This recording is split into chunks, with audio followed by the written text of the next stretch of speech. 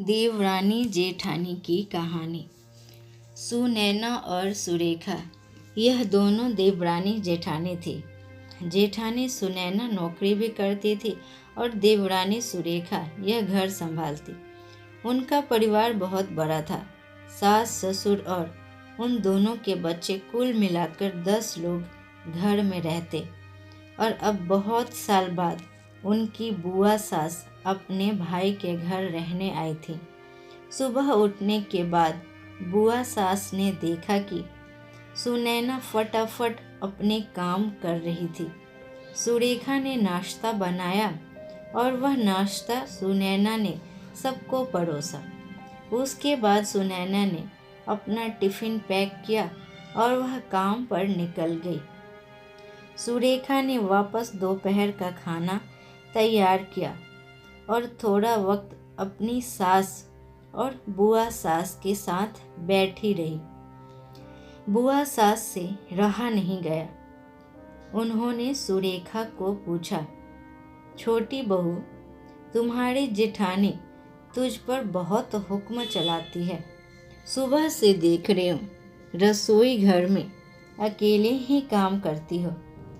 और वह महारानी दिखावा करने के लिए नाश्ता परोस रही थी, जैसे कि उसी ने ही नाश्ता बनाया हो। यह सुनने के बाद सुरेखा ने बुआ सास की तरफ देखा और बोली, बुआ जी, ऐसा कुछ नहीं है। सुनैना दीदी बहुत ही अच्छी हैं। बुआ सास बोली, तुम बहुत भोली हो अभी सुरेखा, मुझे सब समझ में आता है। मेरे बाल धूप में ऐसे ही सफ़ेद नहीं हुए हैं। सुरेखा से अब रहा नहीं गया। वह बोली, ऐसा नहीं है बुआ जी, आपको सुनैना दीदी ने सबको नाश्ता परोसा वह दिखा, पर आपको यह नहीं दिखा कि दीदी ने मुझे ज़बरदस्ती सबसे पहले नाश्ता करने दिया और चाय भी दी।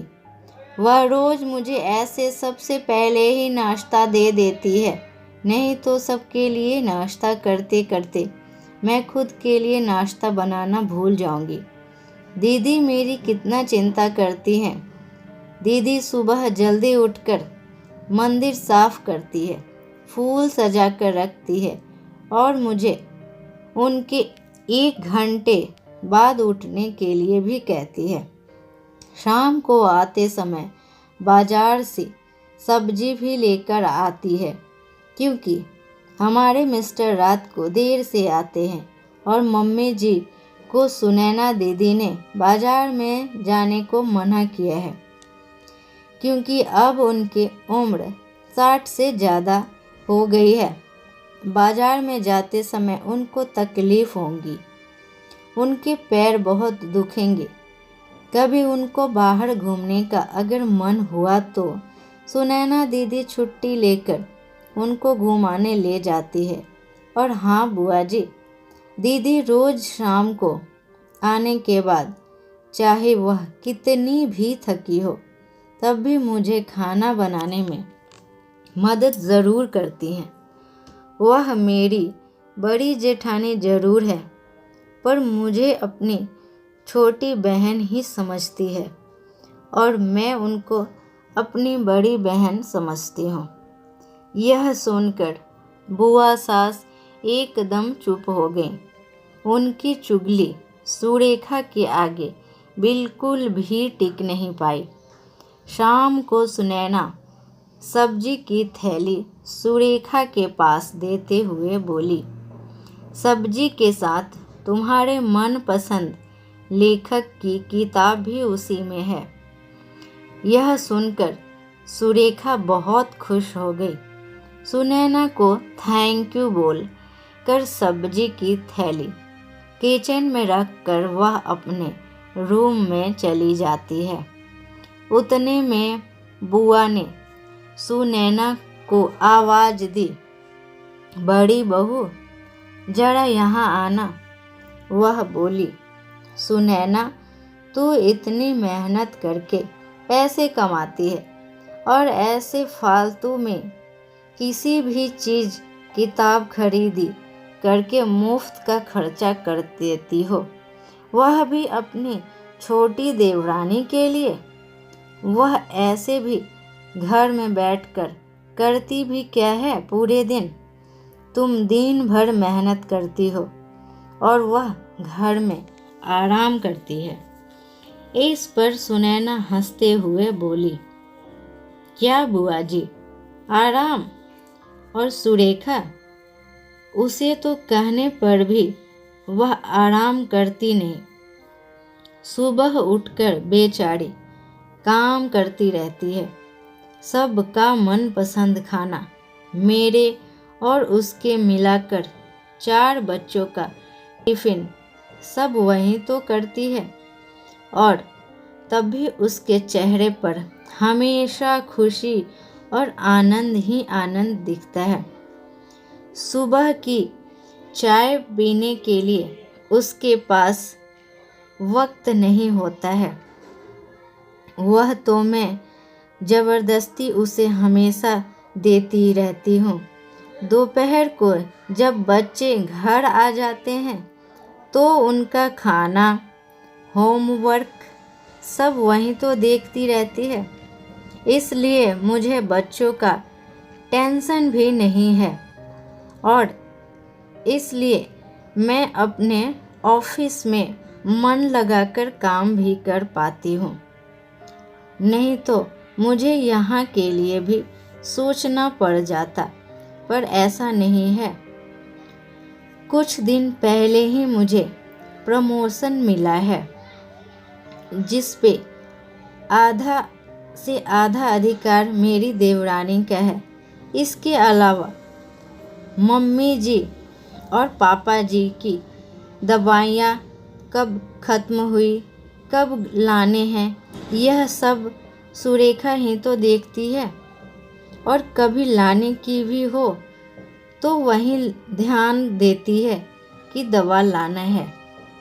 घर में अगर कोई मेहमान आ जाए तो मेहमान नवाजी में कोई कमी नहीं रखती और उनकी भी देखरेख वही करती है।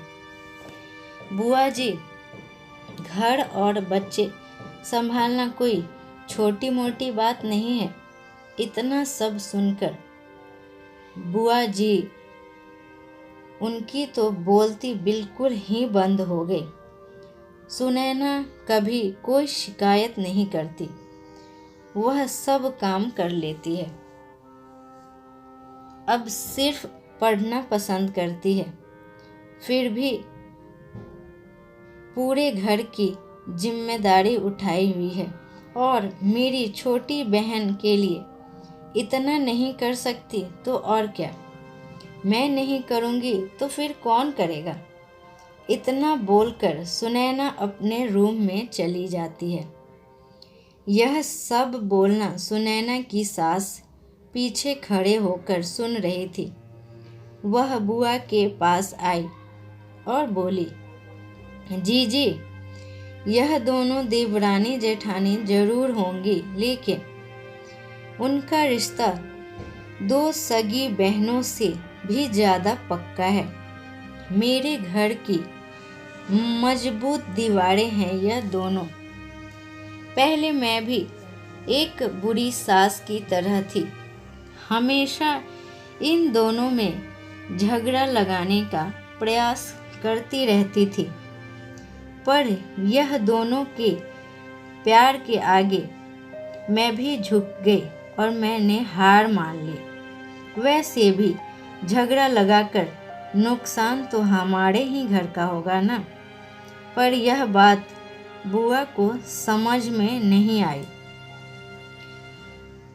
रुदन करते हुए वह कमरे से बाहर चली गई, क्योंकि उन दोनों में झगड़ा तो हो नहीं पाया और वो लगाने के लिए ही तो आई थी वहाँ पर वह बिल्कुल नाकामयाब रही। सुनैना और सुरेखा, इनकी जैसी अगर 2 समझदार देवरानी और जेठानी के बीच झगड़ा करवाना बहुत मुश्किल था।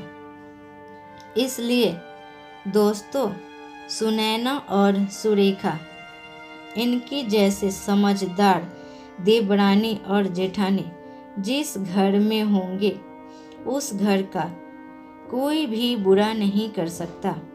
जिस घर में ऐसी बहुएं होंगी वह घर स्वर्ग बन जाएगा।